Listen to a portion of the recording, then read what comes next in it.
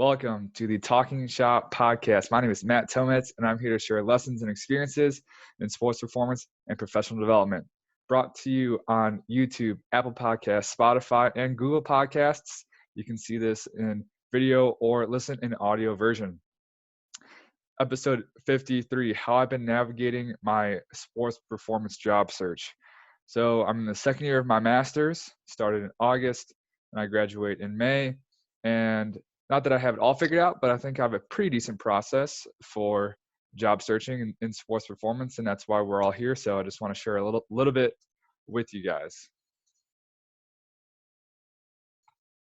So, number one is direction. You have to be very clear on what you want, not necessarily that it has to be final or perfect or necessarily your dream job. Now, that would be nice if you already knew that and what you want to do forever, but you have to understand that your first job, second job, third job isn't going to be your last one and isn't necessarily going to be perfect. So with this, you just need, like I said, some sort of direction. And I put a picture of, I think that's a Lambo, just the nicest car I could find when I search car on Google Images. But the analogy I say, example I use is you need, so you drive your car, right, wherever you're going. And even if you run out of gas, if you know where you're going, you can still get out and walk. This takes a lot of effort. It's very tiring. It can be super discouraging at points even, but if you know where you're going, and you have a system and you have a process, you can still do something. As opposed to if you're just driving around, you don't really know what you're doing, and you run out of gas, you don't even know where to go. You don't even know how to use that gas in the first place. So you have to be very clear on what you want.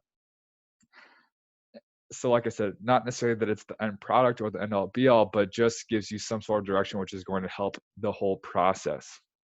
And for me, I have three things. And I describe this more as like a 1A, 1B, 1C, as opposed to a 1, 2, 3. I actually had this conversation in an interview not too long ago. So if I had to pick kind of my first job or type of job, it would be a sports scientist in pro or college sports. So manage the technology for a college or pro team. Second, I think it would be cool to work for a sports science technology company and do some consulting. So let's just say Whoop, the fitness tracker. They have people that have certain regions, certain areas, certain schools, teams, whatever. They fly around when a team first signs up with them. They spend a day or two there. They walk all the athletes through the how to set it up, how to sync the data. They take the coaches through a little meeting of how to collect, interpret, analyze, stuff like that. And then they answer all of the calls, emails, whatever, of the coaches and the players kind of throughout the duration of their contract or whatever it may be. Not that I've ever been a consultant before, but I know a few, and I would assume that's kind of how it works. So just, get to travel around, get to meet a lot of different people in sports and stuff like that. Not necessarily that it is for Whoop, but let's just say, Polar, Catapult, Fusion Sport, whatever it may be. So just a sports science company. And then my 1C or my third pick would be something more performance coach, let's call it strength and conditioning, whether it's college, high school, private. I enjoy coaching, the athlete interaction. That's how I got into sports performance. And I would still consider myself a coach. It's just that I enjoy the technology and the challenge and then the novelty of that when compared to coaching. Not that I would not enjoy coaching, I definitely would. But if I had to pick, I would do something more sports sciencey first.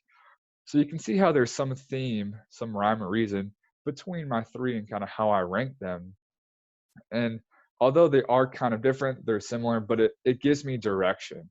So that's why it's super important to have direction in your job search, because like I said, you have to know how to use your gas, your energy, your time, which I think is my next point, to the best of your ability. So am I going to do all three of these jobs in my life? Maybe. Am I going to do one, two? I hope so. Am I going to do Way more than those 3, probably. I don't even know, but for right now, I have direction. Next, be organized. This is number 2, but it's more like a 1B.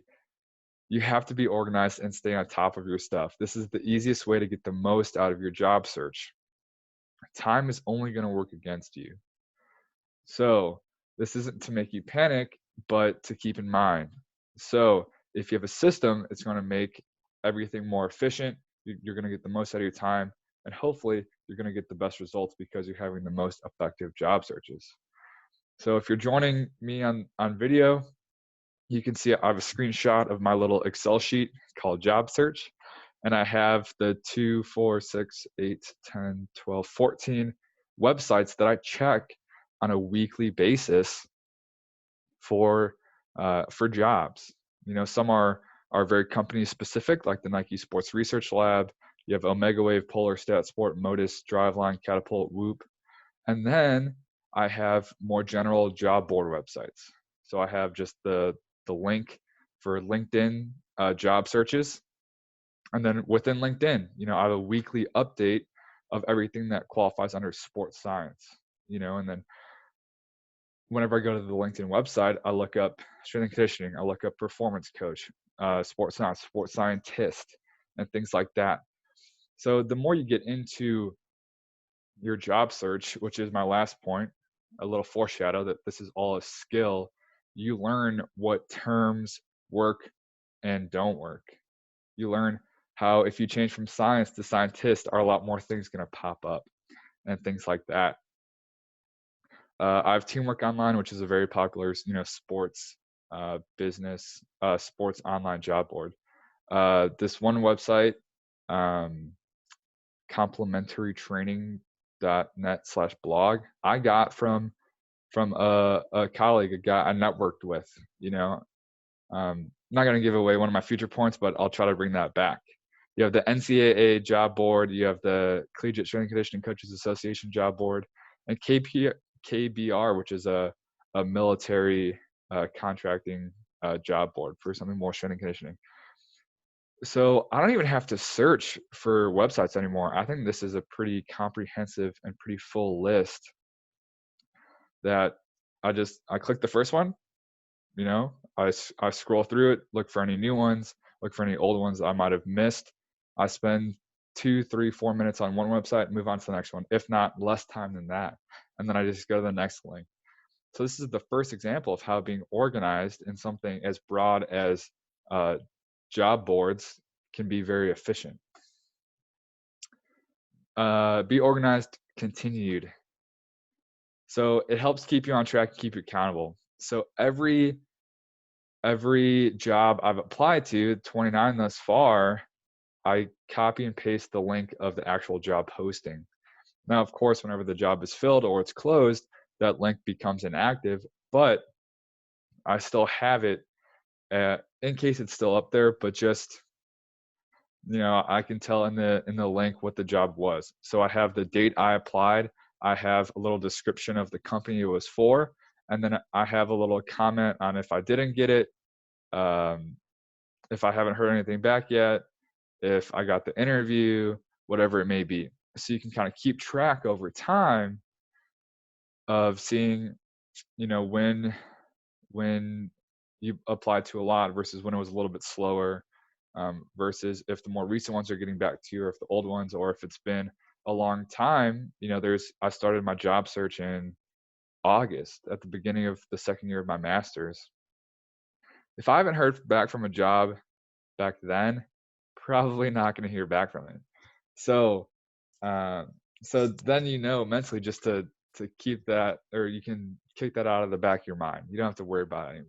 You know, but then if you get an email back from a certain company or whatever it may be, you can go back to your records and you can look, oh, when did I apply for it? Have I heard anything from them yet? What was the job specifically? If you've been applying to a lot of jobs, you know, if that job link is still up there, then perfect. You know, you're organized and everything will be there for you. Next slide, be organized. I think I have 3 or 4 slides. This is the third one. dedicated to being organized. So I have 3 tabs in my Excel sheet called Job Search, and here's another screenshot of my tab called People. And I blacked out their names and their emails, just for their sake, their privacy, and it's my network. Geez, let me do my thing. But I have all of the people in my network that were there previously or that I've accumulated recently. I have comments on when I should email them next or contact them next, when I emailed or contacted them last, and if they responded or not, if there's anything specific that I should comment on the next time I email them, if they got a new job, or if they're, if it's a pro or college team, if that team did pretty well in playoffs or something like that. So imagine if, it's time to make your next round of emails to everyone in your contact list, and you already have your email basically written for you. Hey, I just want to reach out again. You have a few little notes or comments in your Excel sheet of what to put in that email. This just makes it not that this is the perfect process, but it just makes it so simple. I have advice on the right of 3 people that I asked them for advice on my job search. And I copied and pasted their advice, and this is just to keep in the back of my mind every time I'm on that sheet and things like that. And the 4th slide onto for being organized. Now, because my 1A job I would pick is pro or college sports science, it's a little more succinct to look up Power 5 schools than, just professional sports teams. So, little overambitious Matt decided to look up all of the Power 5 sports scientists I can find. Now, that's not to say that this is the best way to do it, or not to necessarily say you should do it. This is just an idea I had. And this is just to get your mind going on whatever job you potentially want, of different ways you can attack your problem. I'm trying to give you guys options. Use your critical thinking skills to figure out what's going to work the best for you. So I have all of the Power 5 schools. I have their athletics staff directory links. And then if I found someone that has sports scientists in their job title, I wrote their name down, and I blanked out all their names just for their privacy. This is a me thing. I'm just sharing an example. I have a list of people that responded, people that I texted, whatever it may be. So like I said, this is just an example, not to say this is the end all be all, the good way, the best way to do it, but just to get your mind going, but being organized about people you've searched, people you've contacted, if they responded or not, when you should respond, when you should contact them next. Point number 3, leverage your own network. The only difference, so this is a quote that I got from a guy that I recently had a phone call with, who was very nice. Not to give away his identity, but he's a sports scientist, and he's a college sports scientist. And he said, the only difference between me and you is a few people saying nice things about me. And this is in regard to where I am in my relative career at the end of my master's, and him at his second official job after his fellowship, which he said was basically a paid internship. So the only difference between me and you is a few people saying nice things about me. Now I'm going to meet that quote halfway, because I definitely agree that networking, whatever you want to call it, is important. That people know you, they know your name, they know the work you produce. Tying this into another example, I know a director of strength and conditioning at another Power 5 school, and he said, if there's a name, if I have 80 applications in front of me, and there's 4 people whose names I've heard from, other people in my network. I've heard, let's say, Matt's name from 3 different people. I'm probably going to go out of my way to to read that resume first or pay a little bit more attention to it. So I'm definitely going to meet this quote halfway that it is very important to have people to say nice things about you, genuinely nice things about you, that people know your work and that you're a good person and that, everything like that. But I also do believe that at the end of the day, you have to put yourself out there. You have to, big time players make big time plays. When it's your opportunity to put out good work, you have to do that. If I just schmooze a bunch of people into making them like me, and when it comes my time to strut my stuff and I can't walk the walk, then what's going to happen? You know, when I got my internship as a sports performance coach at a private facility, I went to 8 facilities in the area and, shook each of the owner's hands. I was in between my sophomore and junior year of college. No one knew who I was. I didn't even know who I was. So depending on where you are in the field, your career, whatever it may be, yes, you have to go out and you have to walk the walk. You have to learn how to walk the walk and stuff like that. But it definitely will not hurt, and it'll possibly even help if you have those people to say nice things about you in the field as well. And I'm going to tie that quote into the athletic trainer story. So, where I've been a sports scientist before, the athletic trainer I used to work with, she is at a new university. She just switched jobs. And I didn't think that her and we definitely got along. We were respective performance staff members, but I didn't think we became too good of friends or whatever, which is fine. But the person I talked to on the phone, who had the quote of that I previously said, they're at the same school, the old athletic trainer and this new guy. And when I added him on LinkedIn, I sent him a message. He responded. He said, "Oh, I've heard things about you from the athletic trainer. She said you were nice. She said you're good at what you do. And she said that what you taught her has made her transition to me as a sports scientist that much easier."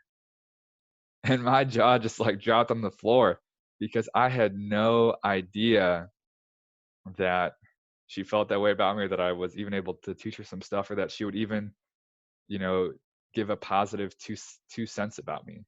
So that's super cool. And that, let's say he hadn't heard my name before, would he have, been more than willing to? I think we talked on the phone for like an hour and a half. Who knows? You can speculate forever, but so that's just super cool to where the only difference. So he said the difference between me and you is a few people saying nice things about me. You know, uh, the two his fellowship at another Power Five school, his basically paid internship. The person who knew who he was and the work he produced said, "Hey, you should like come apply for this job." And then when he got his first big boy full-time job at the school he's at now, where the athletic trainer is at, it's the same thing where they were like, "Hey, you should go like apply for this job." And he had people that knew him and the work he produced and said, nice things about him. So the only difference between him and me, just to bring this quote full circle, is the two positions that he's had. And how he got those two positions was a few people saying nice things about him, and 3-4 years in the field. So like I said, I'm going to meet that quote halfway, but I think it's a really cool example and story of how this stuff really does work. And more people than you probably think. So in the third screenshot, I believe, of my job search, I have all the people that I know have accumulated, have met along the way, their contact information when I contacted them, what I'm going to say next. And if you just went through your phone, if you went through your LinkedIn connections, if you went through your email, your sent emails, whatever it may be, if you just asked your parents, you never know. People that could be potentially relevant. And this isn't to say that everyone will be, but this is just to say that, if you contact 10 people instead of 3, your chances increase however much percent that is, you know? And if it takes, 15 people or 20 people, if it's the 20th person that ends up hooking you up, If you contact 10, you're halfway there. If you contact 3, you got 17 more to go, just to try to put some stuff into perspective.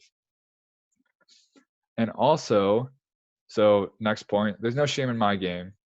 When you leverage your own network, the title of this slide is that there's people in your network, there's people that are professionals, there's people that have been in that field for irrelevant fields, I guess, within sports performance.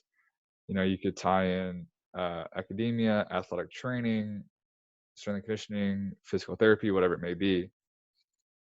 There's people that you can leverage. And when I say there's no shame in my game, you have to own it and you have to do it respectfully. My thesis, I've shared this story before, but my thesis advisor, we had a thesis advising meeting. And at the end, this was at the end of the summer, beginning of the school year. So last August. And I just asked, hey, do you have anyone you think I should contact in regards to sports science, whether it's a job specifically or just general networking? You think I can learn from someone, whatever it may be. Now, you have to do it respectfully, and you have to respect the other person potentially putting their neck out there for you, putting their name on the line, that they're recommending someone in this context of being a professional and professional development.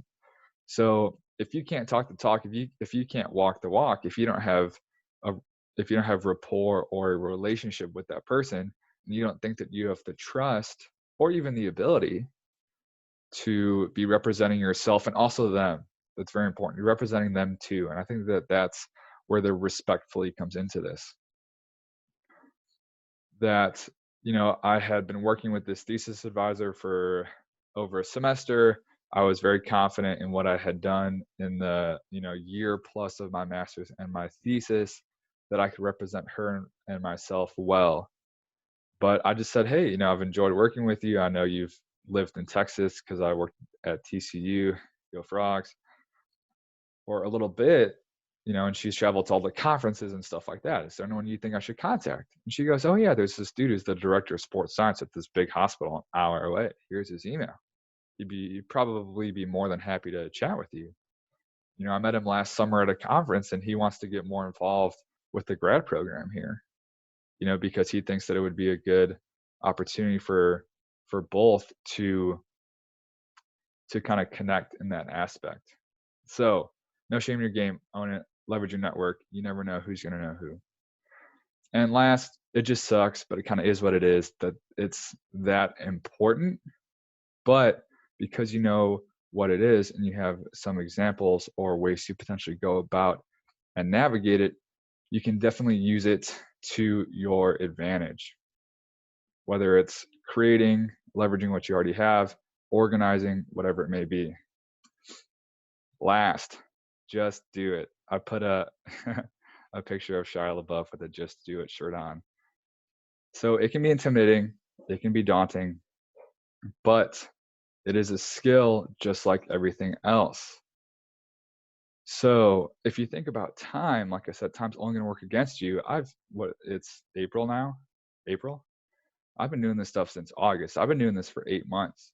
I've been working on how to search for jobs, how to stay organized, how to write resumes and cover letters, which get better with every application. Things like that for 8 months now. Now imagine if I just started 1 month ago, and how much farther behind I would be compared to now if I didn't get on top of my stuff. So just trust the process and just do it. So hope that makes sense. TSP 53. Let's get better together. Let's do it. Hope that helps. Let me know your feedback, comments, what you want to hear next. And yeah, let's get it, TSP fam.